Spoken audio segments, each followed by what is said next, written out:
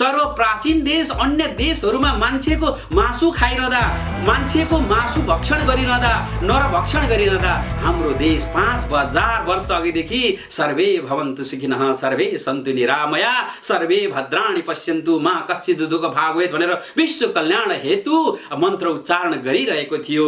अहिंसा परमो धर्म भनेर विश्व मानव समुदायलाई एउटा ज्ञान प्रवाह गरिरहेको थियो। वसुधैव कुटुम्बकम भनेर विश्व शान्ति र आत्मीयताको भाइचाराको सन्देश बाँडिरहेको थियो। हो त्यस्तो जेठो परम्परा, जेठो संस्कृति र विश्व गुरु बन्नको लागि आदिम सभ्यतादेखि उत्खनन हुँदै अहिलेसम्म रहेको त्यसको संस्कार संस्कृतिका बीज ऋषिमुनिहरूको रगत र वीर्यबाट हामी दर सन्तान हुँदै आएका मान्छेहरू कसरी कमजोर हुन सक्छौँ? सिमाना भनेको भूगोल मात्र होइन, राष्ट्र भनेको भूगोल मात्र होइन, राष्ट्र भनेको राष्ट्रभित्र रहेको संस्कार संस्कृति र त्यहाँभित्र रहेको महाविद्या हो। त्यो जीवन बन्नको लागि, राष्ट्र बन्नको लागि आज हाम्रो संस्कार र संस्कृति हाम्रो कसरी मिचिँदैछ? एउटा अष्ट चिरञ्जीवीको पूजा गरेर ती प्रात स्मरणीय ऋषिहरूलाई सम्झेर जन्म दिवस मनाउने ऋषिहरूका छोराछोरीहरू केक नकाटिकन मोमबत्ती बालेर नफुकिकन हामी जन्म दिवस मनाउँदैनौँ। हामी सीमा मिचियो भन्छौँ, आफैले संस्कृतिको सीमा मिचेर पाताल पुर्याइसक्यौँ। एउटा सानो ज्वलन्त उदाहरण हो यो त। जगतमा नेपाली झण्डा फहराइरहेको छ, विश्व जगतमा नेपालको इजो पारिरहेको छ र तपाईँ हामी सबैको आशा भरोसाको केन्द्र एउटा असीमित सम्भावना बोकेर असीमित क्षेत्रमा योगदान पुर्याउँदै आउनुभएको जो दर्शन लगायतका विविध क्षेत्रहरूमा लेखन, अध्यापन, अनुसन्धान, उत्प्रेरणाको क्षेत्रमा एउटा जागरण ल्याइरहनु भएको, विश्वव्यापी जागरण ल्याउनु भएको एकदमै गरिमामय व्यक्तित्व आचार्य राजन शर्माजीलाई हार्दिक स्वागत र उहाँको विषयमा आफ्नो प्रदर्शन अगाडि बढाउनु हुन हार्दिक स्वागत। हरि ओम सर्वेशाम नमो नमः।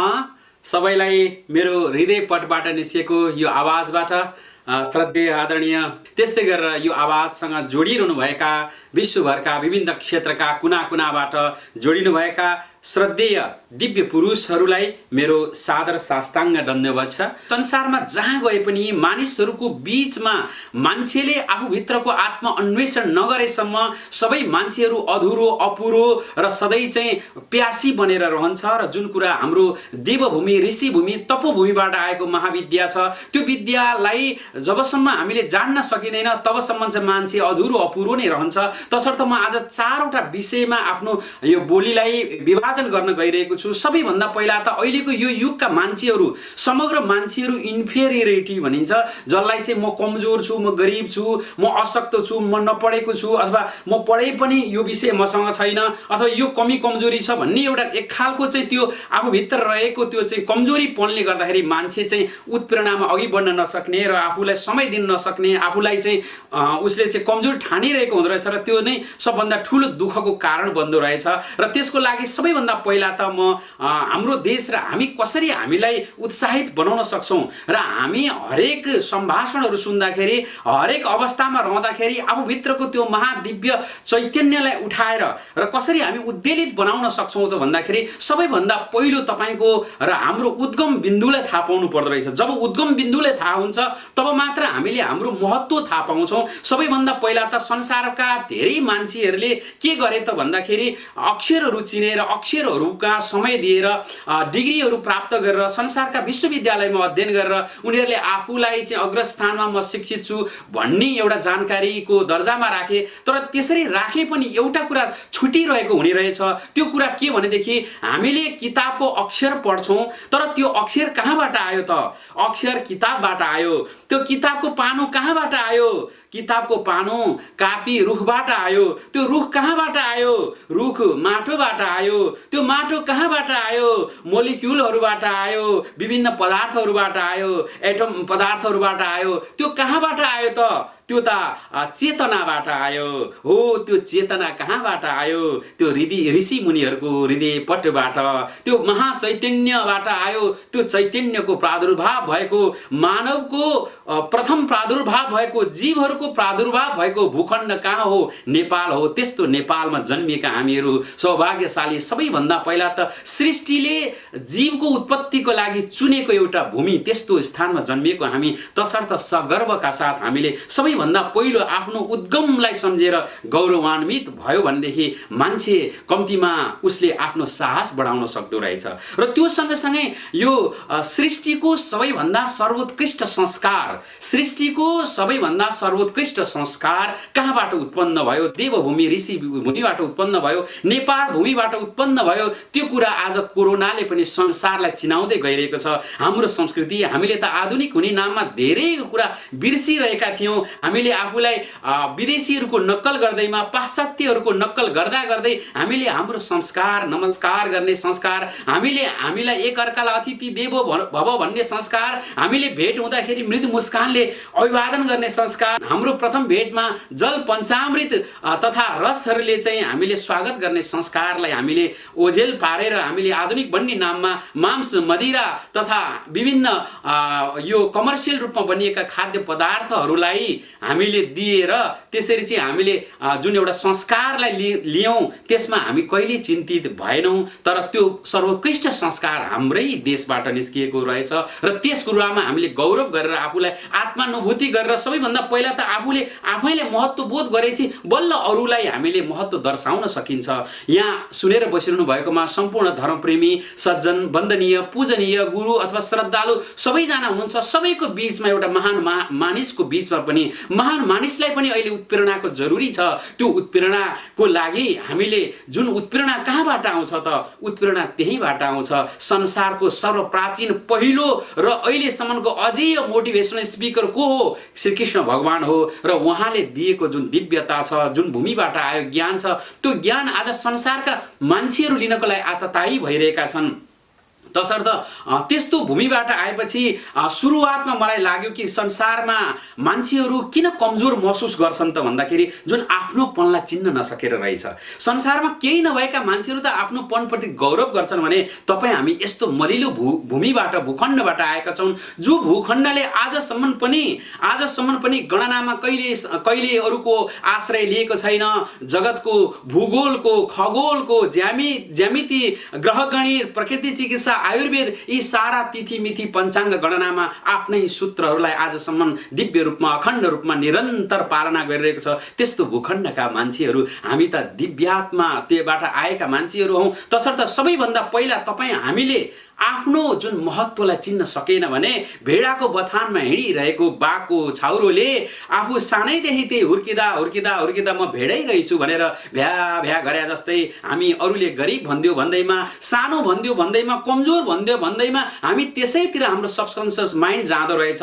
तर जबसम्म हामीले हाम्रो महत्त्व बोध गर्यौँ भने तब हामीले अरूलाई ओतप्रोत गर्न सक्छौँ। के रे फेरि भन्छु म, आफूले महत्त्व बोध गरियो भने अरूलाई ओतप्रोत गर्न सकिँदो रहेछ। र तपाईँ हेर्नुहोस् कि हामीले सबभन्दा पहिला लाग्थ्यो मलाई काठमाडौँ अथवा नेपाल भन्दा ठुला विश्वविद्यालय विदेशमा छन्, विदेशमा गएर पढेपछि ठुलो मान्छे हुन्छ भन्ने सबैले भन्दै आइरहेका छौँ। र हामीले पनि अहिले व्यवहारमा नेपालबाट देखिने जुन प्लस 2 मा पढ्ने विद्यार्थीहरू सबैको इच्छा बुझ्दा बाहिरै जानु चाहिँ राम्रो जस्तै त्यस्तो भावना आइरहेको छ। तर यहाँ आइसकेर यहाँ विश्वलाई 3 पटक घुमेर धेरै विश्वविद्यालयमा पढाउने काम गर्दा मलाई लाग्यो नेपाल त विश्वविद्यालयको पनि महाविश्वविद्यालय रहेछ। कसरी त्यो प्रमाण के हो? व्हाट इज द रेफरेन्स भन्दाखेरि तपाईँ हेर्नुहोस् विश्वविद्यालयमा के पढाइ हुन्छ? बुद्ध दर्शन पढाइ हुन्छ। कतिपय विश्वविद्यालयमा बुद्ध दर्शनको पनि एउटा सानो एउटा खण्ड पढाइ हुन्छ। कतिपयमा प्राकृतिक विज्ञान पढाइ हुन्छ, आयुर्वेद पढाइ भइरहेको छ, कतिपय स्थानमा संस्कृत पढाइ भइरहेको छ। भनेपछि बुद्ध जसले कहिल्यै विश्वविद्यालयको ढोका ढकढक्याउन गएनन्, आफ्नै जीवनको विश्वविद्यालय खोतलेर संसारलाई PhD गर्ने एक गर्दै नयाँ विषयहरू दिए हो। त्यो विषयहरू संसारले पढ्ने र पढाइ गरिरहेको छ हो। त्यो भूमि भनेपछि त्यो विश्वविद्यालयको नि विश्वविद्यालय। संसारको किताबको पानाहरूमा, अक्षरहरूमा ज्ञान खोज्ने होइन, आफ्नै जीवनभित्रको, हृदयभित्रको आत्मा अनुसन्धान गरेर त्यहाँभित्रको महाचैतन्य उत्खनन गरेर मान्छेलाई महामान्छे बनाउने र समाधिमा उक्लनको लागि सिकाउने त्यस्तो महाविद्याको भूमिबाट हामी आएका रहेछौँ। विश्वविद्यालयको पनि विश्वविद्यालय। तसर्थ कतिलाई लाग्न सक्ला मैले PhD गरेको छैन, मैले डिग्री हासिल गरेको छैन, मैले विदेश गएकै छैन, म पण्डित मात्र मात्रै हुँ, म सामान्य मात्रै हुँ भन्ने धेरैलाई चाहिँ इन्फेरिटी छ अहिले नेपालमा धबैको त्यो मानसिक एउटा रिसर्चलाई हेर्दाखेरि। तर सबैभन्दा पहिला हामी त विश्वविद्यालयको पनि महाविश्वविद्यालयमा हुर्केका छौँ। यसो भन्दै गर्दा तपाईँलाई लाग्न सक्ला यो त आदर्शको कुरा भयो, खोइ सर्टिफिकेट होइन, सर्टिफिकेटले मात्र संसार कहाँ सुखी छ र। आज कोरोनाले देखाइदियो कुन विश्वविद्यालय आज सुखी छ, कुन चिकित्सालय, कुन यो वैज्ञानिक प्रयोगशाला आज सुखी र निश्चिन्त छ भनेदेखि जो आत्मअनुसन्धानमा खोजमा आफै भित्र रमण गरिरहेको विद्यालाई प्राप्त गरेका मान्छेहरू छन्, तिनीहरू एकान्तवासमा बसेर पनि महाविद्या अध्ययन गरिरहेका छन्, आफ्ना ऊर्जाहरूलाई थप ऊर्जावान बनाइरहेका छन्। अरू सबै बिलखबन्दमा छन्, सबै जीर्ण भइरहेका छन्, मानवता खण्डहर भइरहेको छ। यस्तो अवस्थामा हाम्रो विश्वविद्यालय भनेको के रहेछ त? यो विश्व ब्रह्माण्ड नै विश्वविद्यालय, यो ब्रह्माण्डमा घुमिरहने महाचैतन्य हाम्रो पाठ्यक्रम।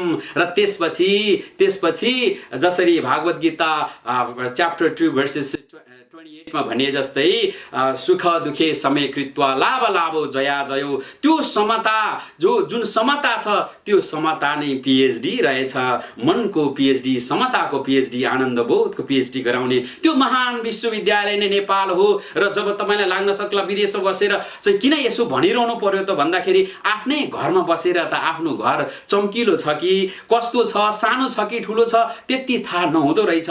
जब आफ्नो गाउँको खरे तरेर पारै गाउँमा पुगेर आफ्नो गाउँलाई हेरिन्छ, बल्ल थाहा हुन्छ आफ्नो गाउँको टाकुरो औलो छ कि होचो छ, त्यहाँका जस्ताहरू टल्केका छन् कि छानाहरू कस्ता छन् भनेर छिमेकीको घरमा गएपछि मात्र थाहा हुँदो रहेछ कि आफ्नो घरमा के घटी छ, के बढी छ। हो त्यस्तै अनुभूत भएर मातृभूमिमा छोडेपछि पनि मैले आफ्नो गरेका अनुभवहरूलाई हजुरहरू बीच बाँच्ने दृष्टताका लागि मैले भनिरहेको छु। सबैभन्दा पहिला मान्छे जब आफ्नो महत्त्वप्रति ऊ विस्मित रूपले निश्चिन्त भएर भित्र आफैलाई खोज्नतर्फ लाग्दैन, तबसम्म उसले आफ्नो महत्त्व बुझ्दैन र उसले कमजोर ठान्छ।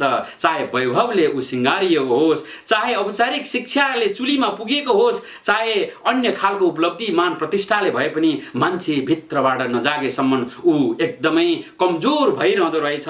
एउटा धागो बिनाको मैनबत्ती जस्तो हो त्यो धागो भनेको महाचेतनाको शिक्षा हो। त्यो चेतनाको शिक्षा बुद्ध शिक्षा धराहरूबाट छ र हाम्रै भूमिबाट उत्पन्न भएको छ र जीवहरूको सृष्टि भएको एउटा सुन्दर प्रमाण नै सालग्राम हो। र त्यस्तै गरेर टेथिस सागरले ल्याएका फोसिलहरूको त्यो जीवित प्रमाणलाई आज मान्छेहरू खोजिरहेका छन्। आज संसारका मान्छेहरू नेपालको अनुकरण गरेर धेरैतिर नेपालीहरूको संस्कारको जय जयकार गरिरहेका छन्। कस्तो वैज्ञानिक संस्कार रहेछ, कस्तो विज्ञानसँग समतामा टेकेको रहेछ भनेर। त्यसकारणले हामी सबैभन्दा पहिला first point for this session त हामीले के जान्नु पर्यो र मैले के भन्न खोजेँ भनेदेखि सबैभन्दा पहिला हामीले र हाम्रो पुस्तालाई प्रत्येकले सबैभन्दा पहिला आत्मगौरव, राष्ट्र गौरव र माटोको गौरवको लागि हामीले आफूले आफैलाई माथि उठाउनु छ। आज भन्दैछौँ हामी सिमाना मिच्यो भनेर हाम्रो रगतमा हामीले एउटा सिराहरू उमाल्दैछौँ, रौँहरू ठाडो हुन्छ हाम्रो सिमानामा कसैले मिच्यो भनेर।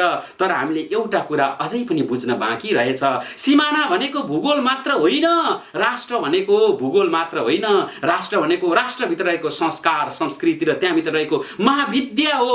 त्यो जीवन बन्नको लागि, राष्ट्र बन्नको लागि आज हाम्रो संस्कार र संस्कृति हाम्रो कसरी मिचिँदैछ।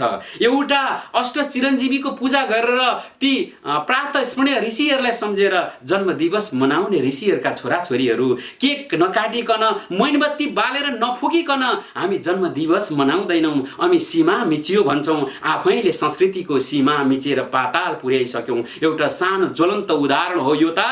यस्ता धेरै सीमा मिच्दै आएका छौँ, हामीले थाहै छैन। तपाईँ हेर्नुहोस् त हामी कसरी दसैँ तिहार मनाउँछौँ, आफ्नै संस्कृति र संस्कार छ। तपाईँ भ्यालेन्टाइनको डे कण्ठ छ, छोराछोरीहरूलाई कण्ठ छ र अन्य विभिन्न डेहरू चाहिँ कण्ठ छ। पाश्चात्य संस्कृतिका आफ्नै सरस्वती दिवस, ऋषिहरूको ऋषि पञ्चमी, हाम्रै माता तीर्थ औँसी जुन चाहिँ एउटा वैज्ञानिक हिसाबले रहेको एकादशी छ। हरेक एकादशीमा फास्टिङ गर्दाखेरि त्यसप्रति चाहिँ सजगता अपनाउँदाखेरि कति ठुलो वैज्ञानिक लाभ हुन्छ। त्यस्ता संस्कृतिहरू एकपछि अर्को गर्दै मिचिएका छन्, त्यसप्रति हामीले सजगता अपनाएका छैनौँ। हो भूगोल मिचिँदा जसरी हाम्रो रगत उम्लिन्छ, संस्कार संस्कृति मिचिँदा अझ हामीले त्यसलाई सजगताका साथ उठाउनु पर्दो रहेछ। जब म अस्ट्रेलियामा आएँ, अमेरिकामा गएँ, ती देशहरू कसरी नाङ्गै रहेछन् भित्र भन्ने कुरो थाहा लाग्यो। हामी त भन्छौँ राष्ट्रिय खाना के हो, दाल भात तरकारी अचार भन्छौँ हामी। राष्ट्रिय पोसाक के हो, दाउरा सुरुवाल टोपी भन्छौँ हामी। तर अस्ट्रेलियाको राष्ट्रिय पोसाक के हो, केही पनि छैन। अनि अस्ट्रेलियाको राष्ट्रिय अमेरिकाको राष्ट्रिय खाना के हो, केही पनि छैन। यस्ता सयौं देशहरू रहेछन् र त्यस्तै गरेर हामी भन्ने गर्छौँ हामी सानो देशका मान्छे होइन रहेछ। अहिले गुगल गरिहाल्नुहोस् विश्वका कतिवटा देशलाई नक्सामा देख्न पाइन्छ। 32वटा देशहरूलाई देख्नै पाइँदैन गुगलमा। त्यहाँ त थोप्लो पनि आउँदैन। सिङ्गापुरलाई हेर्नुहोस् डट पनि आउँदैन। फिजीलाई हेर्नुहोस् एउटा थोपो पनि आउँदैन। नेपाल त ठुलो रहेछ, निकै विशाल। यो त भूगोलको आकारमा दुई देश ठुलो भए पनि हाम्रो बीचमा रहेको देश अन्य देशको तुलनामा हेर्नु भने भूगोलले त महान छँदैछ। सर्वप्राचीन देश अन्य देशहरूमा मान्छेको मासु खाइरहँदा, मान्छेको मासु भक्षण गरिरहँदा, नरभक्षण गरिरहँदा हाम्रो देश 5000 वर्ष अघिदेखि सर्वे भवन्तु सुखिनः, सर्वे सन्तु निरामया, सर्वे भद्राणि पश्यन्तु मा कश्चित् दुःख भाग भवेत् भनेर विश्व कल्याण हेतु मन्त्र उच्चारण गरिरहेको थियो।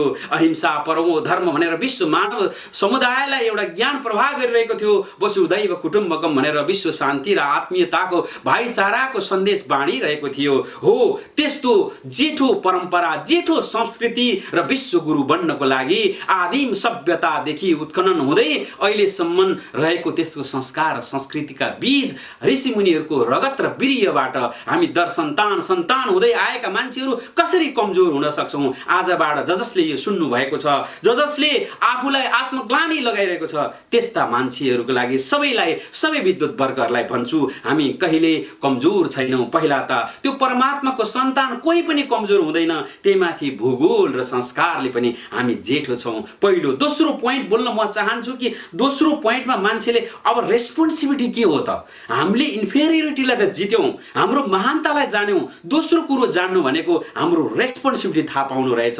के हो त रेस्पोन्सिबिलिटी? हामी बीच देव ऋण ऋषि ऋण पितृ ऋण जन्मदैछ भनेर घोक्दै र पढ्दै आयौँ।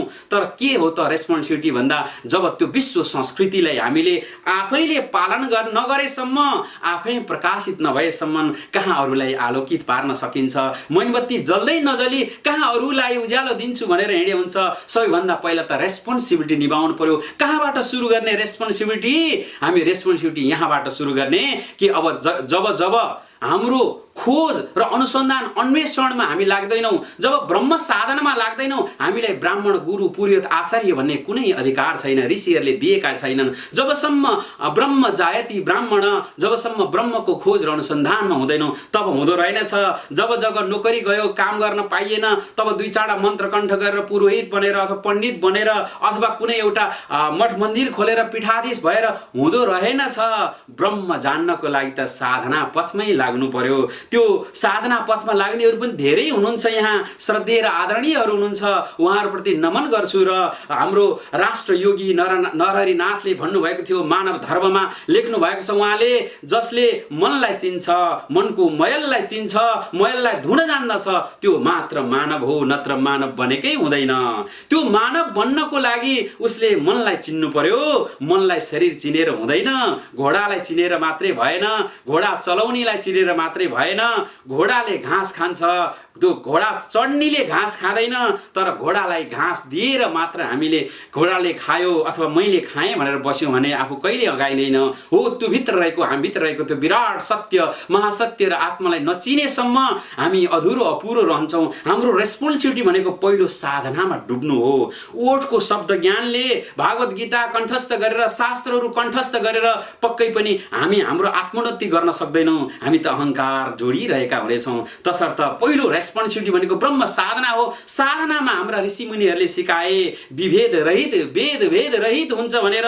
तर मलाई अझै हामीले बुझ्नुपर्ने कुरा के छ भनेदेखि एउटा उदाहरण दिन्छु। गत साल मैले विदेशीहरूको एक टोली लिएर नेपाल गएँ र नेपालमा गएर मैले चाहिँ विभिन्न आश्रमहरूमा लिएर गएँ। मैले विदेशीहरूलाई भनेको थिएँ नेपाल यस्तो ऋषिमुनिहरूको ठाउँ हो, हामीले आत्मचिन्तन गर्छौँ, अद्वैत मार्गदेखि महाचेतना चेतनासम्मको उत्खनन हुन्छ, यहाँ भेद हुँदैन भनेर जब एउटा देवघाटको आश्रममा लगे, आश्रमका मित्रहरूले के भन्नुभयो भनेदेखि उहाँहरू म्लेच्छ अथवा के जातको हुनुहुन्छ, तल्लो लाइनमा बसेर खुवाउनु पर्छ खाना, उहाँ हाम्रो जातिपाती फरक छ भन्ने विभेद ल्याउनु भयो। जब त्यत्रो महाचेतनाको साधना गर्ने मान्छेहरू हामीले के सिकाएर सिकिरहेका छौँ, हामीले गेरु वस्त्र, हाम्रो टुपी धोती त लगाउँछौँ, लगाउनु आफ्नो आफ्नो कर्म परम्परा हो, त्योभन्दा भित्रको मनको मैल नफालेसम्म हामी जहाँको तहीँ हुन्छौँ। खोइ ऋषिहरूको रेस्पोन्सिबिलिटी पुरा गरेको हामीले त जातिपाती नफुचे कोही हरिका भजे त हरिका होइ भन्दै कण्ठ गर्दै आयौँ। तर के भयो कविले भन्या जस्तै भयो,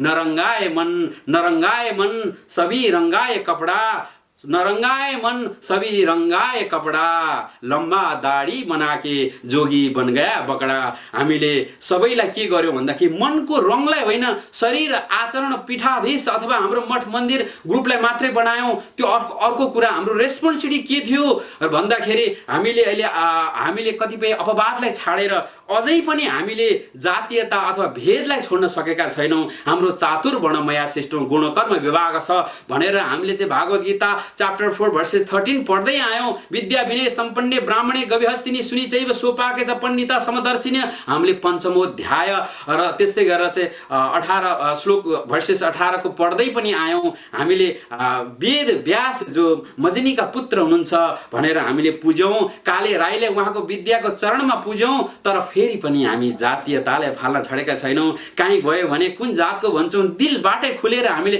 ल्याउन सकेका छैनौं। अनि भेद रहित भेदलाई पालन गर्नलाई अझै हामीले रेस्पोन्सिबिलिटी पुगेको छैन। र मैले अझै नेपाल र काठमाडौँका गुरुकुलहरूमा अझै यदि एक दुईटा अपवाद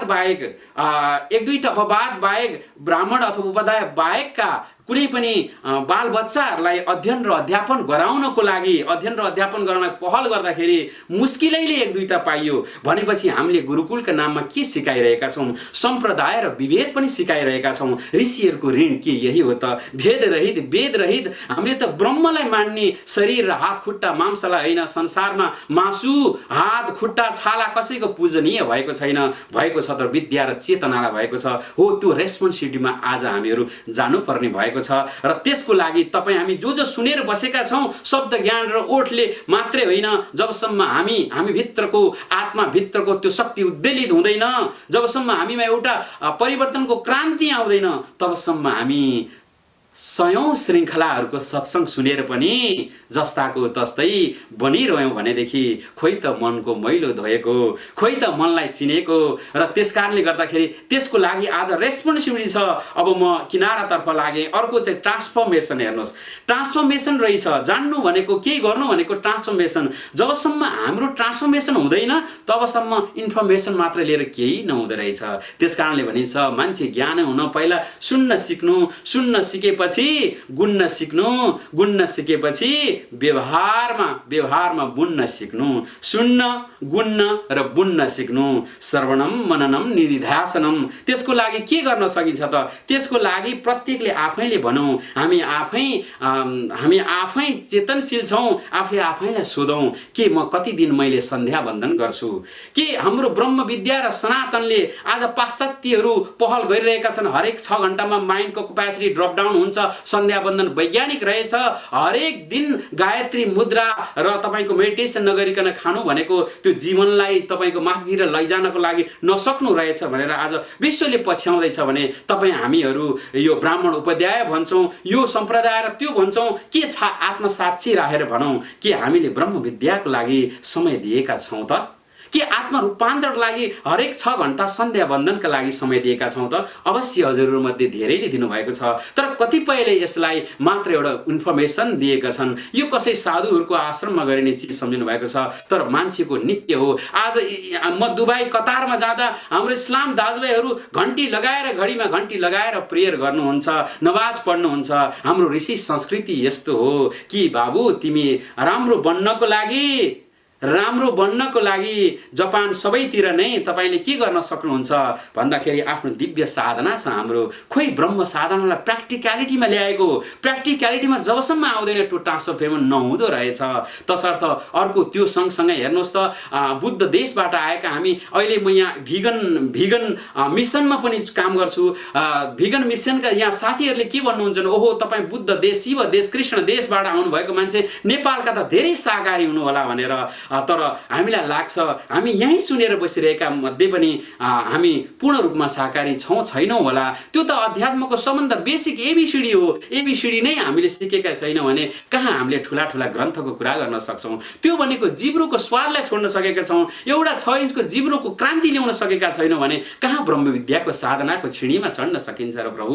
हरेक दिन आफैलाई सोधौँ के हामीले यो तपलाई साधना ल्याएको छ कि छैनौँ। हो, हाम्रो तेस्रो पोइन्टमा मैले भन्न खोजेँ कि ट्रान्सफर्मेसन रहेछ। जबसम्म ट्रान्सफर्मेसन व्यक्तिमा आउँदैन तबसम्म श्रवणले मात्र पनि त्यसले काम गर्दो रहन्छ। हामी श्रवण गऱ्यौँ, मननसम्म पुग्यौँ, तर हामी निधिध्यासनमा पुग्न सकेनौँ। त्यस्तै गरेर म अर्को किनारामा आउँदै आउँदै एउटा भन्छु कि फ्रिडम अन्तिम पोइन्ट भनेको मैले आज बोल्न सकेको, जबसम्म आफू मान्छेको जन्म भनेकै आफ्नो बन्धन र संसारको बन्धनबाट मुक्त हुनको लागि हामी आएको हो। अष्टावक्र ऋषिले भने जस्तै उहाँले चाहिँ जनक राजाले सोधे जस्तै कथम मुक्तिर भविष्यति कथम ज्ञानम वाप्नोति, कसरी प्राप्त हुन्छ भन्दाखेरि सोबन्धनबाट मुक्ति हुनको लागि हो। कति राम्रो सत्सङ्ग र प्रचलन भइरहेको छ। हजुरको बीचमा कस्तो दिव्य वाणीहरू सुन्न पाइयो अघि पनि विभिन्न प्रसङ्गहरूमा। र हाम्रो बन्धनबाट मुक्ति कसरी प्राप्त सकिन्छ त बन्धनबाट मुक्ति भनेकै यही साधनाद्वारा खारिँदै रहेछ।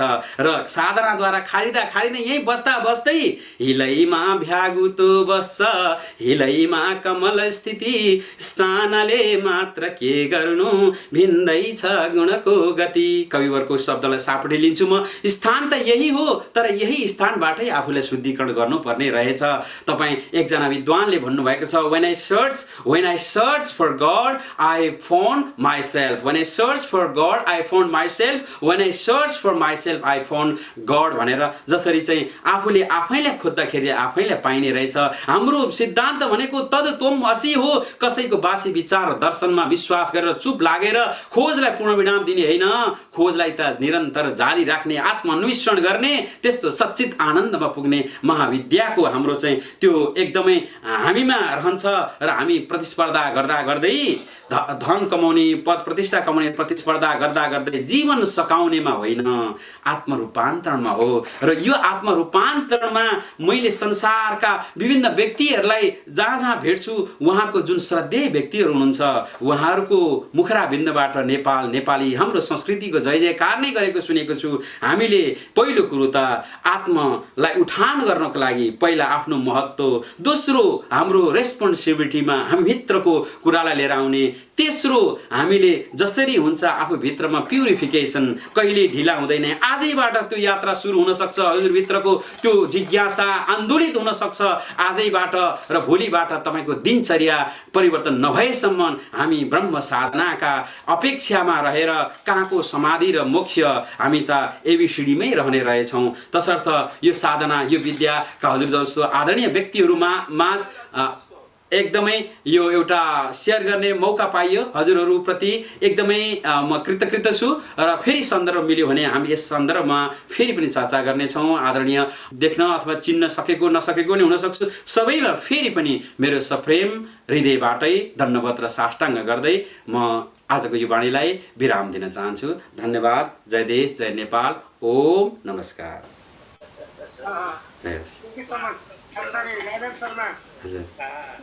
अत्यन्तै ऊर्जाशील, अत्यन्तै प्रेरक, अत्यन्तै मन्त्रमुग्ध पार्ने यहाँका विचारहरू सुखी नवयुगका लागि मानव एउटा अत्यन्त सुन्दर विषयमा यहाँले आफ्नो प्रवचन दिनुभयो र हामी धन्य भएका छौँ। यहाँको उपस्थितिले चैतन्य चिन्तन परिवार यहाँप्रति हार्दिक नमन व्यक्त गर्दछ, हार्दिक कृतज्ञता र आभार व्यक्त गर्दछ।